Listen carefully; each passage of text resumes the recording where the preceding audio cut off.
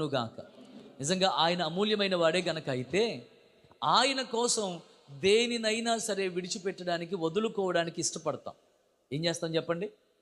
ఆయన కోసం దేన్నైనా సరే విడిచిపెట్టేస్తాం. దేన్నైనా అంటే డబ్బును మనము అయినా వదిలిపెట్టేస్తాం.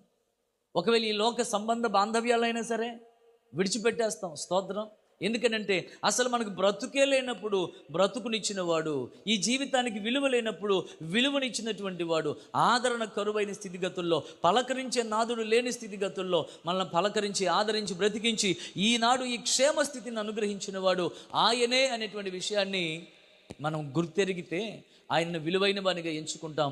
ఆయనతో మనం ముందుకి కొనసాగుతాం. అప్పుడు అలాంటి వారు నాకు ఈ లోకం అక్కర్లేదు, ఈ లోకపు స్నేహం అక్కర్లేదు, ఈ లోకంతో నాకు స్నేహం నా దేవునితో వైరాన్ని తీసుకుని వచ్చి పెడుతుంది. కనుక యుగ యుగాలు నేను నా దేవునితో ఉండే ఆ భాగ్యాన్ని నేను స్వతంత్రించుకోవాలి, పొందుకోవాలని ఆరాటంతో ప్రభు సముఖానికి వస్తారు. స్తోత్రం.